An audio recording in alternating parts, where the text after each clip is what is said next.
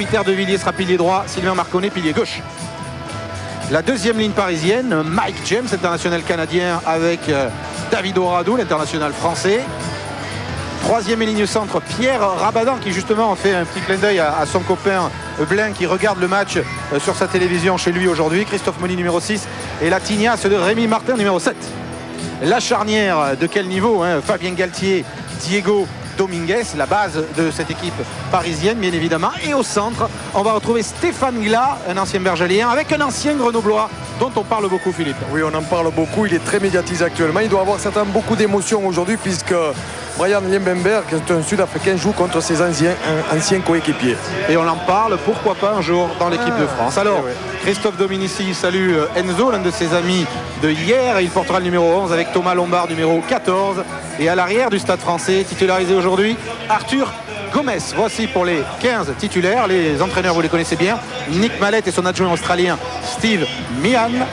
Les remplaçants chez les avants, le jeune Arnaud Marchois, le très jeune aussi Benoît Cabello, Michael Balat et Laurent Emmanueli.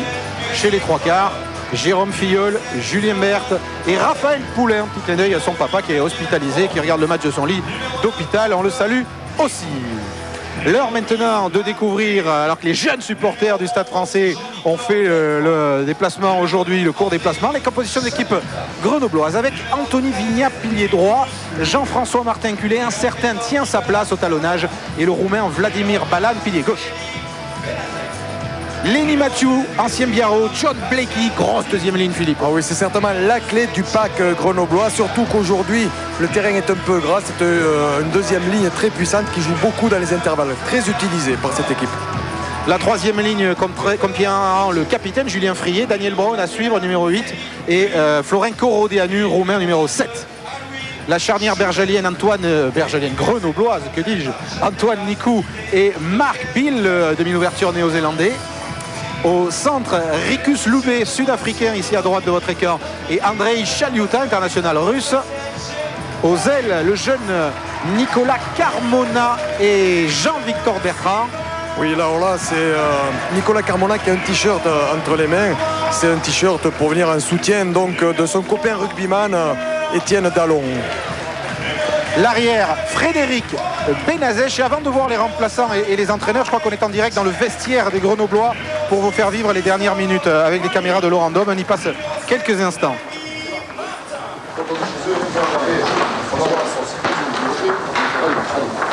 Allez, attention, vas-y, faire tourner les mêlées par contre.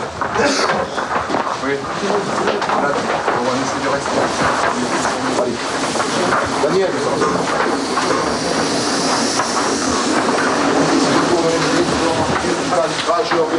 Allez les gars, ça se joue bien. Léon, allez. Léon, John. Allez, sur le long. Attention, faut pas les prendre les mêlées.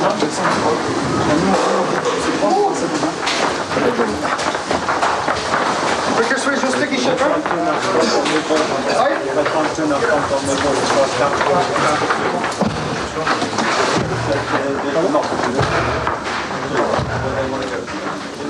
Et on revient en les remerciant avec les entraîneurs de Grenoble qui nous ont permis de rentrer quelques instants dans le vestiaire. Sylvain Bégon, Pierre Trémouille et Jacques Delmas. Les remplaçants chez les avants, le jeune Iribarne, Correa Bigou et le jeune aussi Florian Faure. Et pour les trois quarts, Halloween Joubert, Petre Mitou, demi-mêlée, et Kerrit Rees, le demi d'ouverture gallois. On va se trouver, alors on parle des arbitres évidemment, hein, c'est l'arbitre international Joël Juge qui va officier aujourd'hui, assisté de messieurs Dalmazo.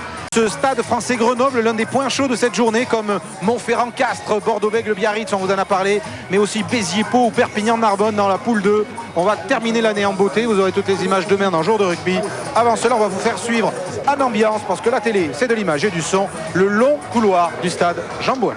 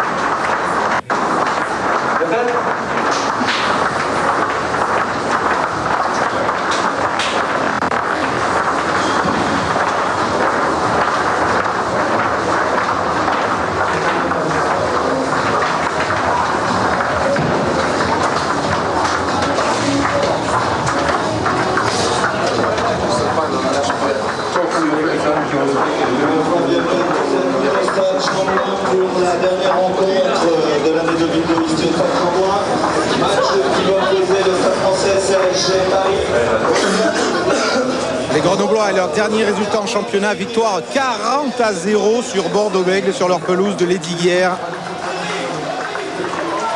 Entendre comme ça le son des crampons sur le sol, ça fait quand même partie du cérémonial. En tant qu'ancien joueur, même avec le temps, ça fait toujours un petit quelque chose à l'intérieur du ventre. Derrière leur capitaine Julien Frié, les Grenoblois qui avaient perdu chez eux au match aller, donc contre le Stade Français 9-3. 3 pénalités de Diego Dominguez, mais surtout 7 pénalités sur 8 ratées par les buteurs grenoblois. Victoire échappée qui leur coûte cher.